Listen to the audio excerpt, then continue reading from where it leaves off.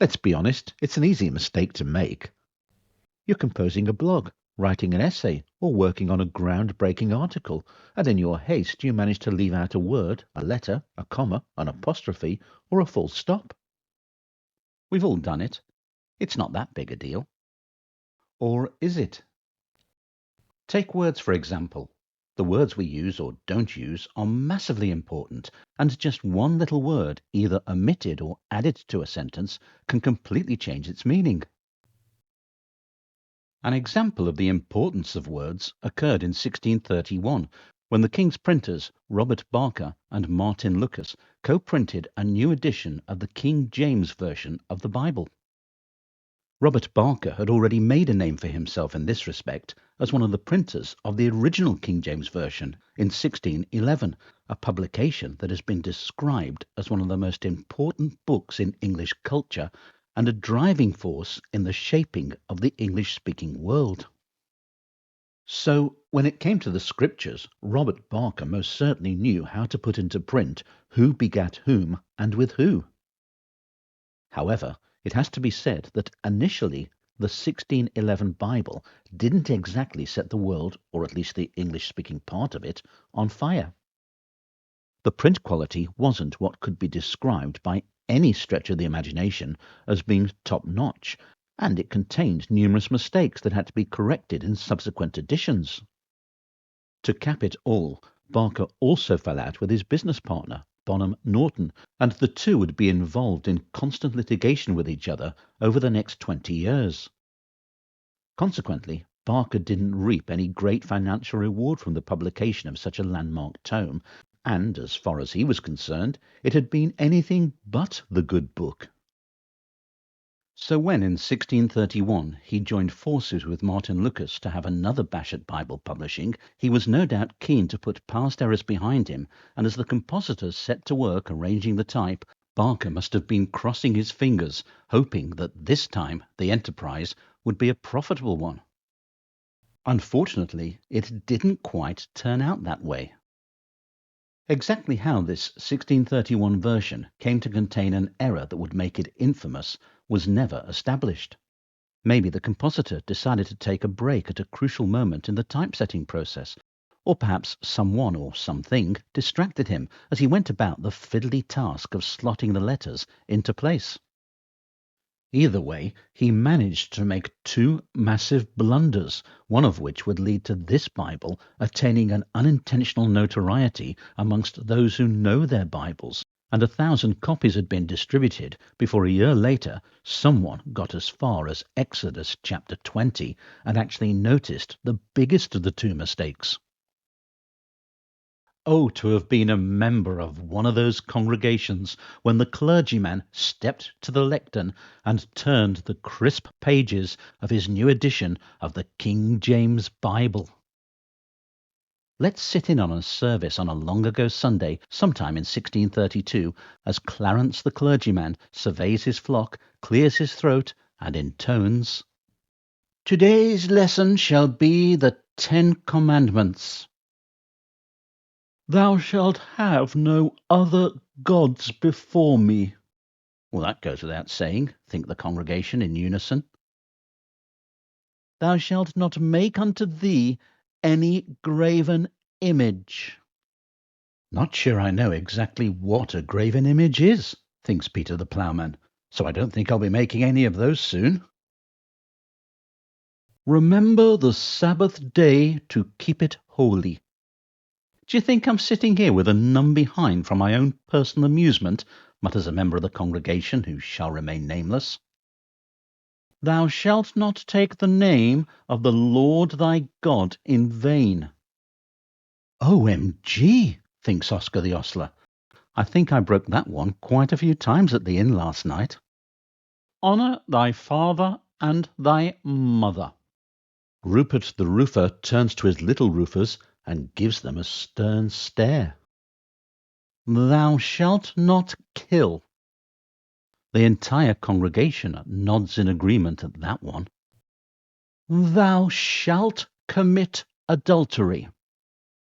There follows an awkward silence as Clarence the clergyman does a double take, and the members of his congregation turn to look at one another, uncertain as to whether they have just heard what they think they just heard. Sorry, folks, stammers Clarence. I misread that one. Let me read it again. And clearing his throat, he repeats, "Thou shalt commit adultery." Yes, that's definitely what it says. The patter of parishioners' feet clattering across the stone floor is almost deafening as the congregation makes a mass exodus for the door to hurry home in order to observe the seventh commandment with their neighbour's spouse. It was a minuscule mistake, but those three missing letters, N-O-T, had completely changed the meaning of the seventh commandment. The king, Charles I, was furious. George Abbot, the Archbishop of Canterbury, was incandescent with rage. Peter the Ploughman was last seen skipping towards the hayloft with Mrs. Roofer. Oscar the ostler bitterly regretted the fact that, since he stank of manure, he stood no chance of abiding by the seventh commandment, and Rupert the Roofer gave it 1 star on Amazon. George Abbot summoned Barker and Lucas and demanded an explanation.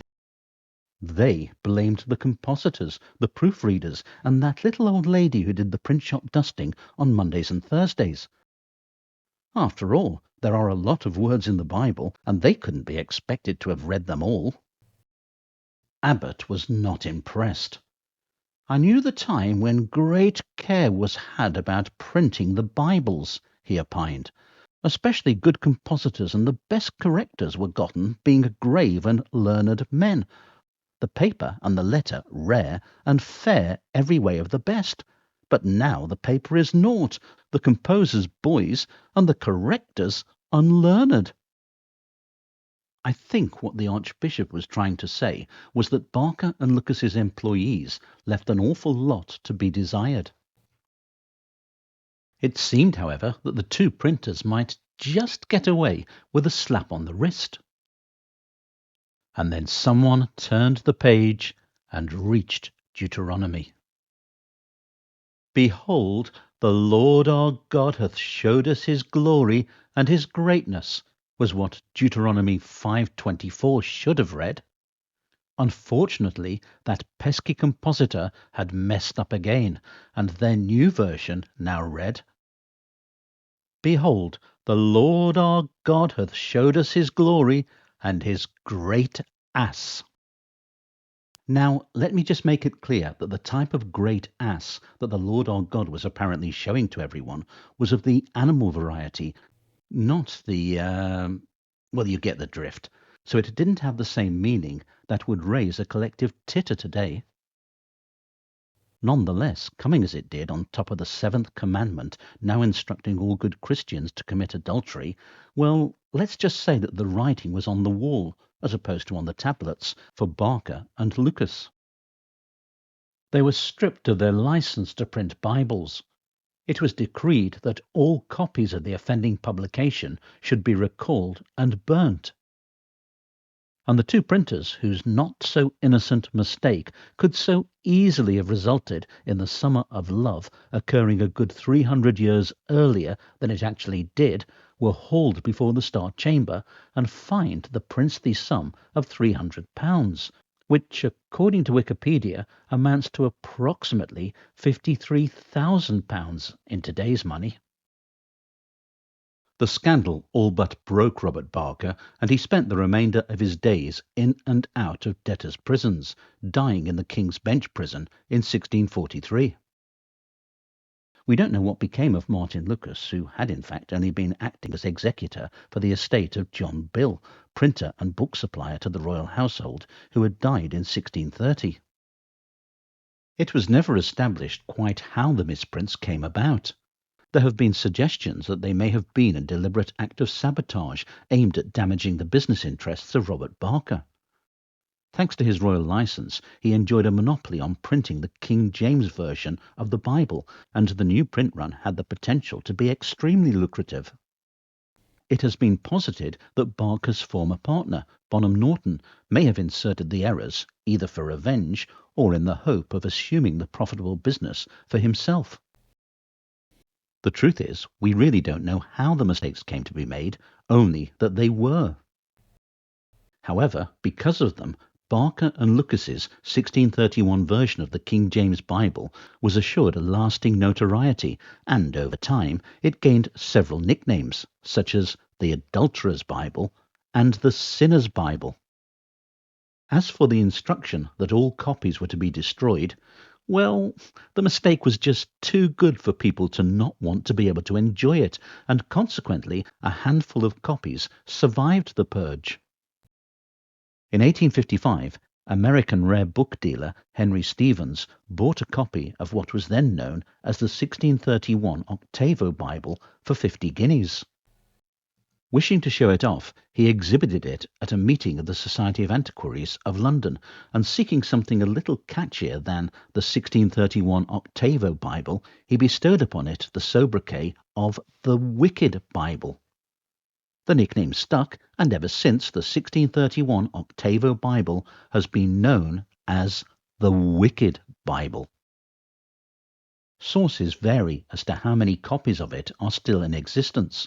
Some say 9, some say 10, and others claim 15. Various museums and libraries around the world hold copies, and there are a number in the private collections of bibliophiles, amongst whom it is a sought-after item, the holy grail of holy books, so to speak. On the rare occasions when copies have come up for sale, they have been snapped up by collectors who wish to either own a copy of such an historic work of infamy, or who consider the asking price a worthwhile investment for the carte blanche its rendition of the Seventh Commandment gives them. In 2015, auction house Bonhams placed a £10,000 to £15,000 asking price on a copy ahead of its November the 11th auction date. It ended up going for a whopping £31,250. So perhaps Barker and Lucas have had the last laugh. And to think, it all started with a long-ago compositor who in 1631 set to work arranging the lettering for a new version of the King James Bible, little realizing that he was about to omit 3 letters that would put a whole new slant on the Seventh Commandment and give that version of the Bible an immortality, or should that be immorality, that would ensure it would be remembered long after all similar versions had been assigned to oblivion. Wicked!